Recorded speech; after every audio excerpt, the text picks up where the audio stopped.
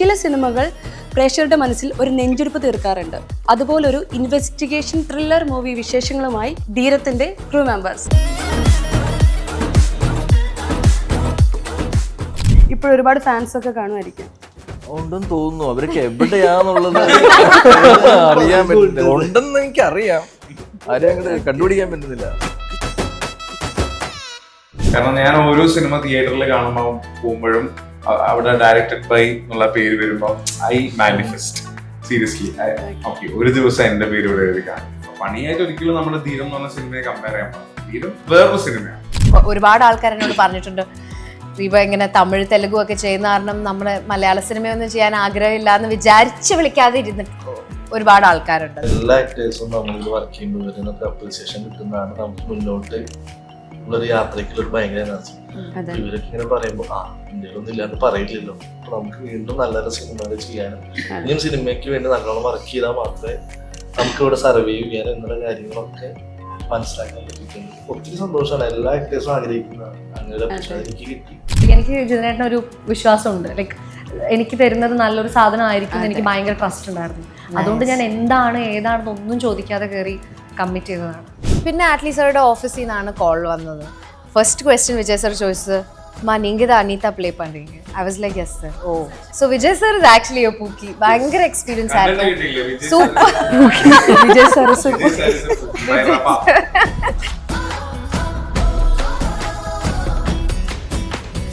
നിശാന്തേട്ടനും നീലിയായിട്ടുള്ള ബന്ധം എന്താണ്?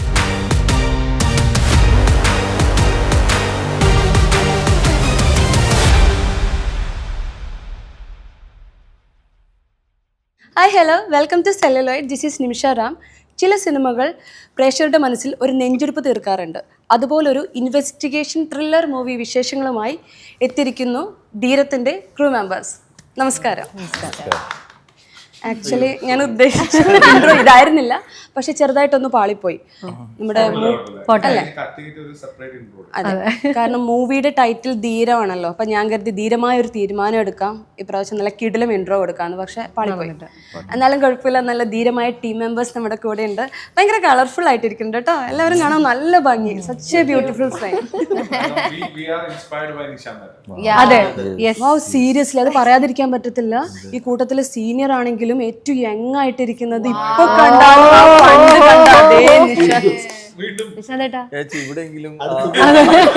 അല്ല, അത്രയും തോന്നിക്കത്തില്ലല്ലേ? എന്ത് യങ് ആയിട്ടിരിക്കുക. ചേട്ടനോട് എല്ലാവരും പറയാറുണ്ട്. ഇപ്പോഴും ഫാൻസ് ഒക്കെ കാണുമായിരിക്കും അല്ലേ? എന്തോ ഇപ്പോഴും ഒരുപാട് ഫാൻസ് ഒക്കെ കാണുമായിരിക്കും. ഉണ്ടെന്ന് തോന്നുന്നു. അവരൊക്കെ എവിടെയാന്നുള്ളത് അറിയാൻ പറ്റുന്നില്ല. ഉണ്ടെന്ന് എനിക്കറിയാം, ആരെയും അങ്ങോട്ട് കണ്ടുപിടിക്കാൻ പറ്റുന്നില്ല. സത്യത്തിൽ ടീസർ ഈസ് അബ്സല്യൂട്ട്ലി സ്റ്റണ്ണിങ്. ശരിക്കും ആ ടീസറിൽ ഒരു പെർഫെക്റ്റ് ടോൺ, അതിൻ്റെ ബീജിയം ഭയങ്കര ഇൻറ്റൻസിറ്റി കൊണ്ടുവന്നു. Really we are super excited. How excited are you guys? പറയൂ, നമുക്ക് ഡയറക്ടറിന് തുടങ്ങാം. ജിതേൻ. എക്സൈറ്റ്മെന്റ് ഉണ്ട്, കാരണം നമ്മുടെ ആദ്യ സിനിമയല്ലേ. അപ്പൊ തീർച്ചയായും നമ്മുടെ ഒരുപാട് വർഷത്തെ ഒരു ഡ്രീമാണ് നമ്മുടെ പേര് ആ വലിയ സ്ക്രീനിൽ എഴുതി കാണിക്കുക എന്നുള്ളത്. കാരണം ഞാൻ ഓരോ സിനിമ തിയേറ്ററിൽ കാണുമ്പോൾ പോകുമ്പോഴും അവിടെ ഡയറക്റ്റഡ് ബൈ എന്നുള്ള പേര് വരുമ്പോൾ ഐ മാനിഫെസ്റ്റ് സീരിയസ്ലി ഓക്കെ ഒരു ദിവസം എൻ്റെ പേര് ഇവിടെ എഴുതി കാണും.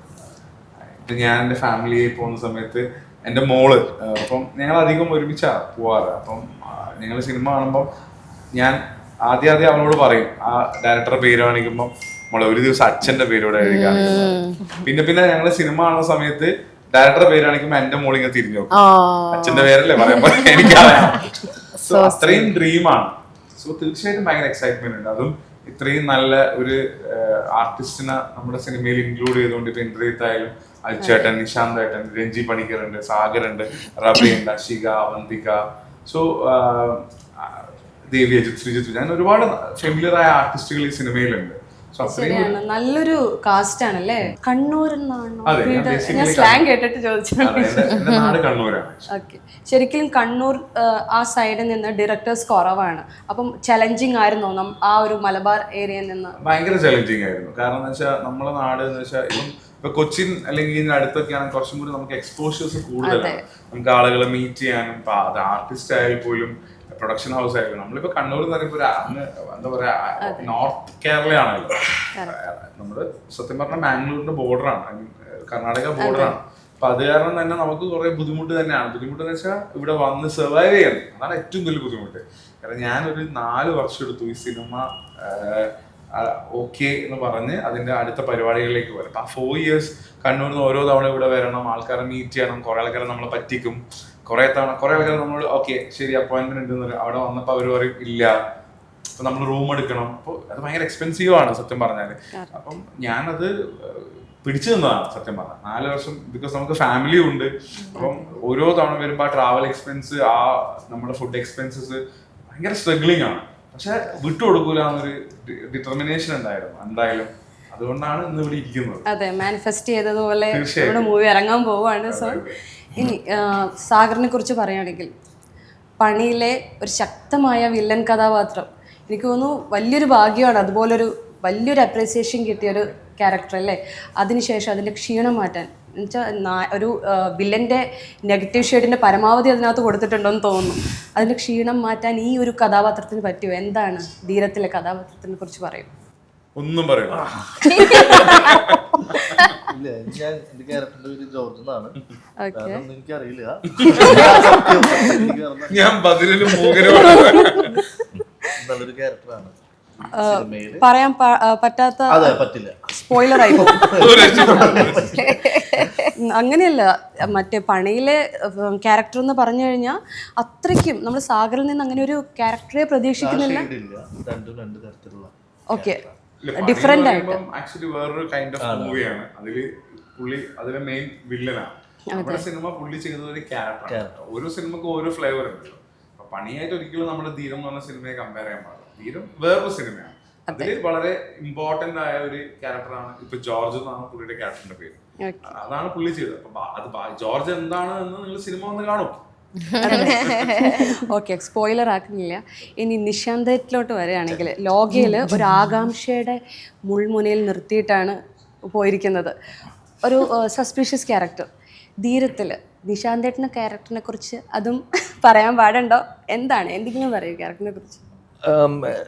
എന്റെ പറയാവുന്ന ഒരു ക്യാരക്ടറാണ് അല്ലേ? അതെ, പക്ഷെ അത് എങ്ങനെ പറയും എന്നുള്ളത് മാത്രം. കൺഫ്യൂസ്ഡ് ആയിക്കോട്ടെ. എൻ്റെ ക്യാരക്ടറിൻ്റെ പേര് ജോസ് എന്നാണ്. സബ് ഇൻസ്പെക്ടറാണ് ഈ ക്യാരക്ടർ. ഇന്ദ്രൻ ചെയ്യുന്ന ക്യാരക്ടറിനൊപ്പം ഈ ഒരു ഇൻവെസ്റ്റിഗേഷനിൽ ത്രൂ ഔട്ട് കൂടെ ഉള്ളൊരു ക്യാരക്ടറാണ്. അപ്പം എന്താ പറയുക, അതിലൊരു അപ്പിയറൻസും കാര്യങ്ങളും ഒക്കെ കൊണ്ട് എനിക്ക് ആ ക്യാരക്ടർ ഭയങ്കര ഇഷ്ടമുള്ളൊരു ക്യാരക്ടറാണ് ഞാൻ ചെയ്തിട്ടുള്ള മൂവീസിൽ വെച്ച്. അതെ. ചേട്ടൻ ഇതുവരെ ചെയ്തെന്ന് വ്യത്യസ്തമായിട്ട് എന്തെങ്കിലും ഈ ഒരു ഫിലിമിൽ കൊടുക്കാൻ പറ്റിയിട്ടുണ്ടോ?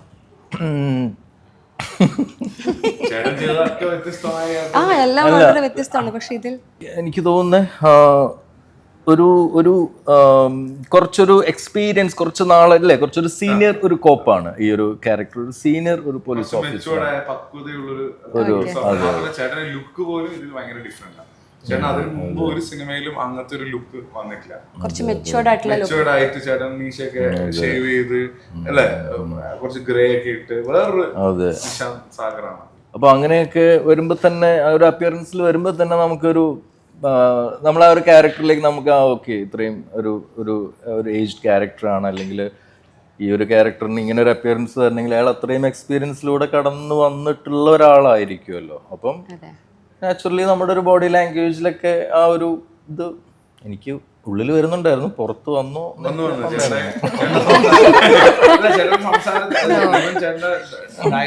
ഡയലോഗ് മോഡുലേഷൻ ഇപ്പൊ ഈ സംസാരിക്കുന്ന അല്ലല്ലോ നമ്മുടെ അത് എനിക്ക് തന്നെ ഇപ്പൊ ഫീൽ ചെയ്യുന്നത്. കാരണം ഞാൻ ഇങ്ങനെ ആലോചിക്കുന്നു ചേട്ടൻ ഇങ്ങനെ ഞാൻ ജോസും ആലോചിക്കുന്നു. ജോസ് പറയുന്ന രീതിയും ജോസിന്റെ സംസാരത്തിന്റെ ഡെലിവറി ഇപ്പൊ ചേട്ടൻ ഇങ്ങനെ പറയുന്നത് ഭയങ്കര ഡിഫറെന്റ് ആണ്. അപ്പൊ ഡെഫിനറ്റ്ലി അത് പുള്ളി ജോസ് ആയിട്ടാണ്. ഇവിടെ നമ്മുടെ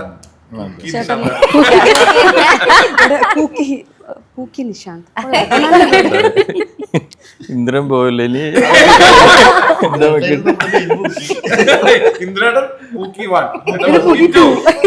എങ്ങനെയായിരുന്നു നിങ്ങളുടെ ഈ സെറ്റിൽ? എല്ലാവരും നല്ല സൗഹൃദത്തിലായിരുന്നു, വളരെ ഫ്രണ്ട്ലി ആയിട്ട് ആയിരുന്നു എല്ലാവരും. ഇന്ദ്രജിത്ത് ചേട്ടൻ നമ്മൾക്ക് ഒരുപാട് കഥാപാത്രങ്ങൾ സമ്മാനിച്ച ആളാണ്. ആ ഇന്ദ്രജിത്തായിട്ടുള്ള കോമ്പിനേഷൻ സീൻസ് ഒക്കെ എല്ലാവർക്കും ഉണ്ടോ ഇതിൽ? ആർക്കാണ് ഏറ്റവും കൂടുതലുള്ളത്? ഇതില് ഇപ്പം ഈ പറയുന്ന എല്ലാ ആർട്ടിസ്റ്റുകൾക്കും combination scenes okay. Is like ഭയങ്കര ഒരു ഇതിലും ഡൗൺ ടു എർത്ത് പേഴ്സൺ ആണ്. He's a cookie. എല്ലാരും പൂക്കയായി മാറിയില്ലേ? രണ്ട് മെയിൻ കുക്കീസ് ആണോ? ഇന്ദ്രേട്ടൻ പക്ഷെ ഞാൻ actually ഇന്ദ്രൻ മെയിൻ പൂക്കി നിശാന്ത് ഇന്ദ്രേട്ടൻ മെയിൻ കുക്കി, ഇന്ദ്രേട്ടനാ. നിശാന്തൻ cookie ന് രണ്ടാമത്തെ നിശാന്ത്. ഞാൻ ഡാൻസ് ചെയ്തില്ലേ സെന്റ് ജോസഫ് കോളേജിൽ.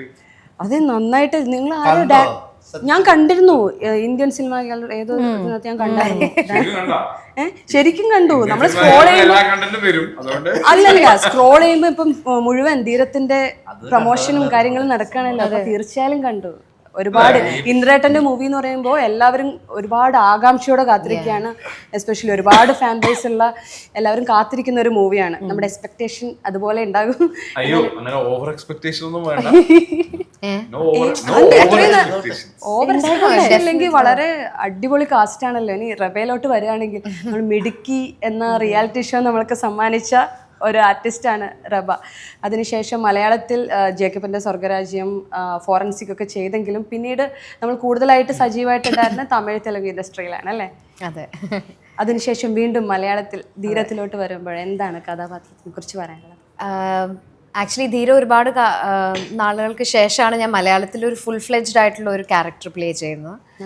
ധീരം ഒരു ഇൻറ്റൻസ് ആയിട്ടുള്ള ഉള്ളൊരു ഇമോഷണൽ ഇൻ ഓൾ വേസ് ഭയങ്കര ഇൻറ്റൻസ് ആയിട്ടുള്ള ഒരു ഇൻവെസ്റ്റിഗേറ്റീവ് ത്രില്ലറാണ്. അപ്പോൾ അതിൽ ഞാനൊരു ഇൻവെസ്റ്റിഗേറ്റീവ് ജേർണലിസ്റ്റ് ആയിട്ടാണ് റോൾ പ്ലേ ചെയ്യുന്നത്. ഒരുപാട് ലേയേഴ്സ് ഉണ്ട് ക്യാരക്ടറിൽ.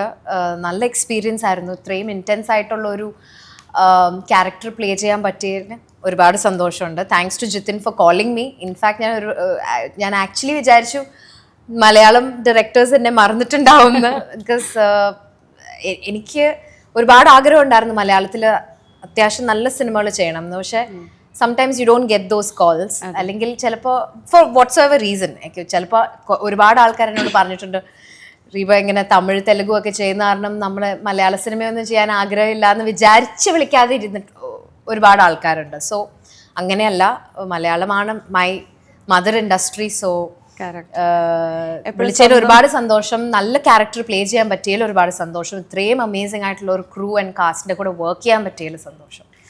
എല്ലാവരും ഭയങ്കര സപ്പോർട്ടീവ് ആയിരുന്നു. ഇൻറ്റൻസ് ത്രില്ലർ ആണെങ്കിലും we all had a lot of fun on set, off screen, on screen, everything. കാണാനുണ്ട് നിങ്ങൾ എല്ലാവരും തമ്മിൽ വളരെ നല്ല കെമിസ്ട്രി ആണല്ലോ. ഇനി നമ്മൾ തിരിച്ച് ആഷികയിലോട്ട് വരുമ്പോൾ ഇതേപോലെ ആഷിക റീലും നമ്മുടെ ഇൻസ്റ്റാഗ്രാമിൽ ഇങ്ങനെ വളരെ നിറഞ്ഞു നിൽക്കുന്ന ഒരു സെലിബ്രിറ്റി ആയിരുന്നു. അതിനുശേഷം മൂവിയിലോട്ട് കാണാൻ പറ്റിയപ്പോൾ വളരെ സന്തോഷം. Really proud of you Ashika. Thank you so much. Because ഞാൻ ഫസ്റ്റ് തൊട്ട് എനിക്ക് തോന്നുന്നു ബാഹുബലിയുടെ ഒക്കെ ചെയ്ത ടൈമിൽ അനുഷ്കയായിട്ട് വളരെ സിമിലാരിറ്റി എനിക്ക് തോന്നിയിട്ടുണ്ട്. പറഞ്ഞിട്ടുണ്ട് ഇല്ല എനിക്ക് സീരിയസ്ലി ഭയങ്കര ഒരുപാട് പേര് പറഞ്ഞിട്ടില്ലേ? കോമന്റ് സെക്ഷൻ ഒക്കെ എടുത്ത് നോക്കിയാൽ മനസ്സിലാവും. ഒരുപാട് പേര് പറഞ്ഞിട്ടുള്ള കാര്യമാണ്. ആ മേക്ക് ഓവർ ചെയ്തപ്പോ പറഞ്ഞിട്ടില്ലേ ആഷികക്ക് സ്വയം പുകഴ്ത്താൻ ഇഷ്ടമില്ലാത്തോണ്ട് പറയാത്തതാണ്. അതുകൊണ്ടല്ല എനിക്ക് അല്ല ഇത് ഞാൻ ആസ് എ ഓഡിയൻസ് എനിക്കും പറയാം. എനിക്ക് തോന്നിയിട്ടുള്ള ഒരു കാര്യമായിരുന്നു. റിസംബ്ലൻസ് എവിടെയൊക്കെ ഉണ്ട്. അക്സെപ്റ്റ് ചെയ്യാൻ പറ്റാത്ത ആൾക്കാരാണ് ട്രോളൊക്കെ കൊണ്ടുവരുന്നത്. ഇനി ട്രോളിക്കോളൂ. പറയൂ ആഷികയുടെ കഥാപാത്രത്തിനെ കുറിച്ച്.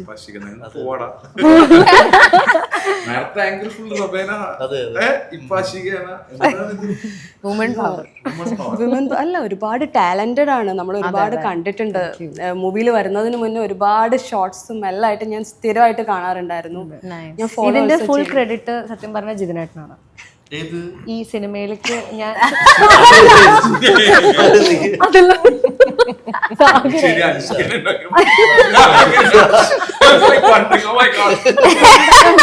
ഞാൻ ഉത്തരവാദിയാണ്. ഞാൻ അഷികനെ മീറ്റ് ചെയ്യുന്നത് ഒരു 4 വർഷം മുമ്പാണ്. ഞാൻ ഇൻസ്റ്റാഗ്രാമിൽ കണ്ടിട്ട് തന്നെയാണ് അഷികനെ. അപ്പൊ ഞാൻ കുറച്ച് ഷൂട്ട്സ് ഒക്കെ കോൺസെപ്റ്റ് ഷൂട്ട് ചെയ്യാറുണ്ട്. അപ്പൊ ഞാൻ അങ്ങനെ ഒരു ഇതായിട്ട് അഷികനെ വിളിച്ചാണ്. Ashika did free of cost shoot for me. അത് ഞാൻ പറഞ്ഞു. കാരണം അവൾ ആക്ച്വലി പേയ്മെന്റ് വാങ്ങി ചെയ്യുന്നത്. പക്ഷെ ഞാനൊരു കോൺസെപ്റ്റ് പറഞ്ഞു, അവൾക്ക് ആ കോൺസെപ്റ്റ് എനിക്കത് ഭയങ്കര ഇഷ്ടപ്പെട്ടു. പിന്നെ ഞാൻ അവൾ എന്നോട് പറഞ്ഞു ചേട്ടാ ഞാനിത് കൊളാബായിട്ട് ചെയ്യാമെന്ന് പറഞ്ഞു. അങ്ങനെ ചെയ്ത് അങ്ങനെ ഞങ്ങൾ എന്റെ നാട്ടിൽ നിന്നായിരുന്നു ഷൂട്ട് ചെയ്യുന്ന സമയത്ത്. അപ്പൊ ഞാൻ ഷോർട്ട് ഫിലിംസ് ഒക്കെ എടുത്ത് നടന്നു.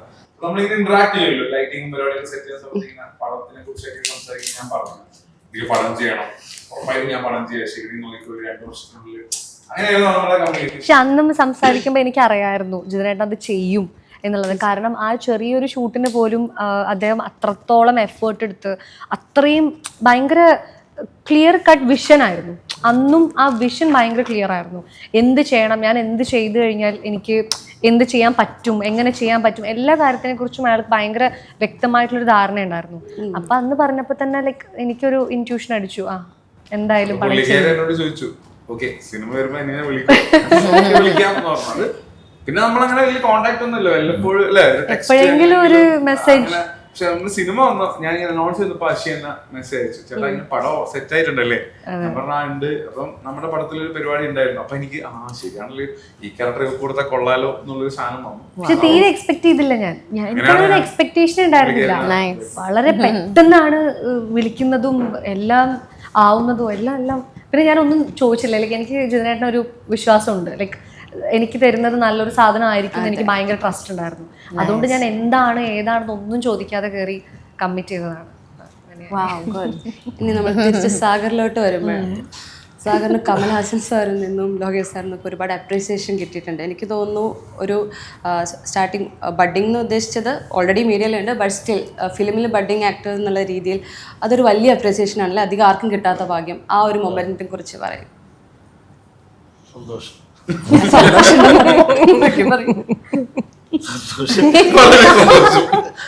അല്ല ഭയങ്കര പ്ലസ്ഡാണ് സത്യം. കാരണം എല്ലാ ആക്ടേഴ്സും നമ്മളിൽ വർക്ക് ചെയ്യുമ്പോൾ വരുന്നൊക്കെ അപ്രീസിയേഷൻ കിട്ടുന്നതാണ് നമുക്ക് മുന്നോട്ട് ഉള്ളൊരു യാത്രയ്ക്കുള്ളൊരു ഭയങ്കര എനർജി.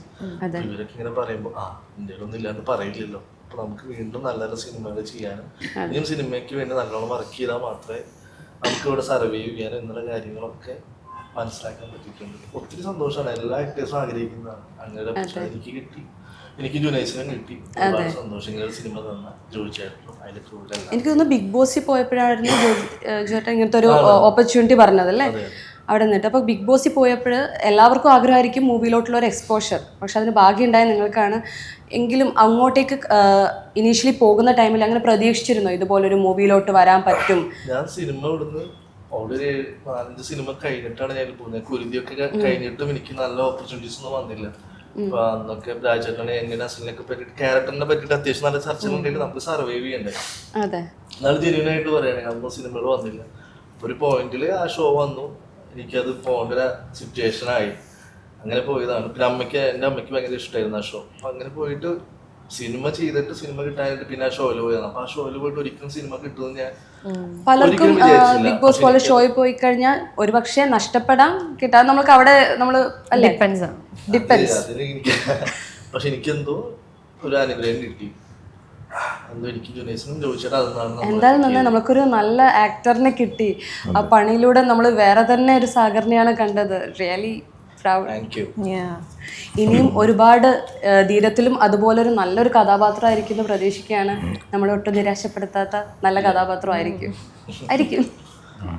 ഇനി റെബേലോട്ട് വരികയാണെങ്കിൽ വിജയ് സാറിൻ്റെ കൂടെയൊക്കെ അഭിനയിച്ചു. ഒരുപാട് വിജയ് ഫാൻസ് കേരളത്തിലും ഒക്കെ ഉണ്ട്. എന്തായിരുന്നു ആ ഒരു എക്സ്പീരിയൻസ്? ഞാൻ ഒരിക്കലും എക്സ്പെക്റ്റ് ചെയ്യാത്തതായിരുന്നു അത്. ബിഗിലോട്ടുള്ള ഒരു ജേർണി വാസ് വെരി അൺഎക്സ്പെക്റ്റഡ്. ഞാനിങ്ങനെ ആരോ പറയുന്നത് കേട്ടു, ഏതോ ഒരു തമിഴ് പടം ചെയ്തുകൊണ്ടിരുന്ന സമയത്ത് ആരോ ഇങ്ങനെ പറയുന്നത് കേട്ടു, അടുത്ത വിജയ് സാറുടെ പടം അറ്റ്ലിയുടെ കൂടെയാണ്, ഒരു വിമൻ സെൻട്രിക് മൂവിയാന്നൊക്കെ പറഞ്ഞു. അപ്പോൾ ഞാനിങ്ങനെ ആലോചിച്ചപ്പോൾ ഞാൻ ഓർത്തു, എന്നാൽ ഇതിൽ ജെന്യുവൻലി എനിക്ക് ആവാനുള്ള ഒരു പൊട്ടൻഷ്യൽ ഉണ്ടെന്ന് ഞാൻ അങ്ങനെ വിചാരിച്ചു. എനിക്ക് സ്റ്റോറി ഒന്നും അറിയില്ല. അങ്ങനെയാണ് ഞാൻ thought may be I take the initiative. ഞാൻ ആറ്റ്ലി സാർക്ക് ഒരു മെസ്സേജ് അയക്കാം ഓൺ ഇൻസ്റ്റഗ്രാം എന്നൊക്കെ വിചാരിച്ച് ഞാൻ ജസ്റ്റ് ഒരു നല്ലൊരു ഹാർട്ട് ഫെൽറ്റ് ആയിട്ടുള്ള ഒരു മെസ്സേജ്, എനിക്കിങ്ങനെ ഒരുപാട് ആഗ്രഹമുണ്ട് വർക്ക് ചെയ്യണം വിത്ത് യു എന്നൊക്കെ പറഞ്ഞ് I wrote a long message and I sent it. അത് കഴിഞ്ഞിട്ട് ഞാനൊന്നും എക്സ്പെക്റ്റ് ചെയ്തില്ല. പിന്നെ ആറ്റ്ലി സാറുടെ ഓഫീസിൽ നിന്നാണ് കോൾ വന്നത്. He called me, told me come to the office. അങ്ങനെ മീറ്റ് ചെയ്ത് സംസാരിച്ചപ്പോൾ ഞാനിങ്ങനെ ഹീസ് ടോൾഡ് മീ, ഞാൻ ഇൻഫാക്ട് എല്ലാ കാസ്റ്റിംഗ് എല്ലാം കഴിഞ്ഞു കേട്ടോ, ഒരേ ഒരു ക്യാരക്ടറോ അങ്ങനെ എന്തോ ബാക്കിയുള്ളൂ. അപ്പോൾ ആ സമയത്ത് പോലും എന്നോട് പറയുന്നില്ല എന്താണ് ക്യാരക്ടർ എന്ന്. പറഞ്ഞു you will be part of the film, അങ്ങനെയാണ് പറഞ്ഞത്. പിന്നെ ഞാൻ പറഞ്ഞു, സർ ഞാൻ മലയാളത്തിൽ നിന്നാണ് വരുന്നത്, I done. He said of course ഞാൻ കണ്ടിട്ടുണ്ട്, ഇൻഫാക്ട് റെബനെ കാസ്റ്റ് ചെയ്യാനായിട്ട് ഓൾറെഡി ആലോചിച്ചായിരുന്നു, പക്ഷേ somehow it didn't happen.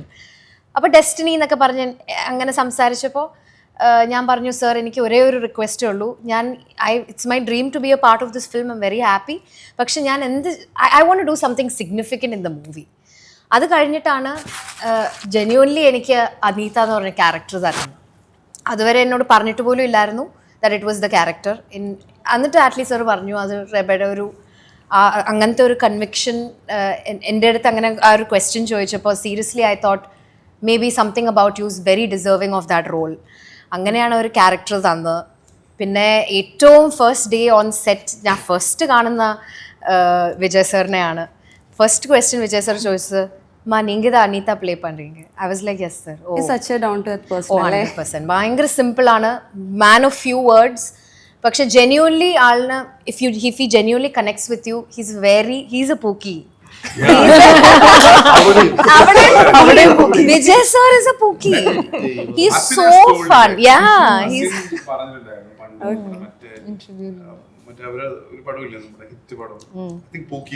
Pokkiri, correct. ഭയങ്കര that interview is very popular.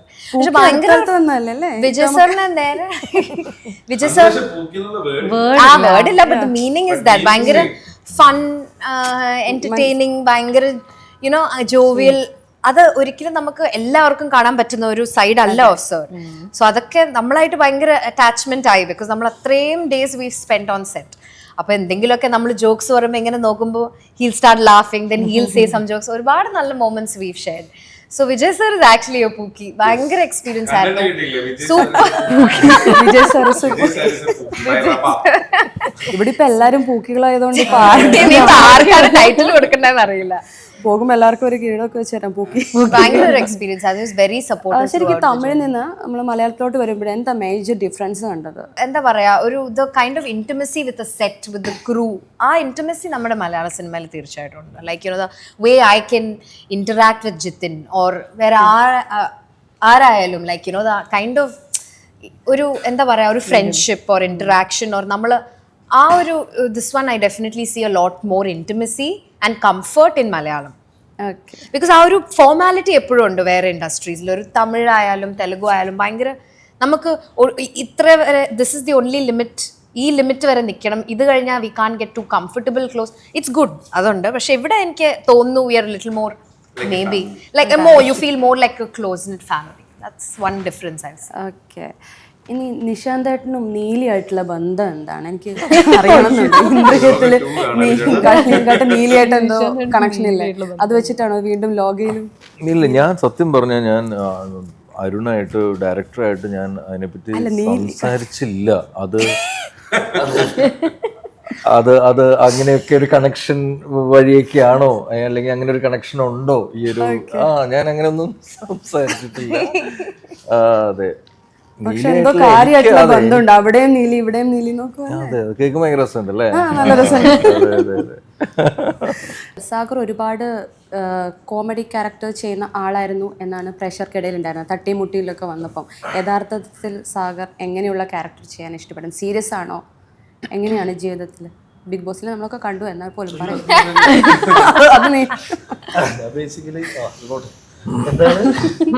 എങ്ങനെയാണ്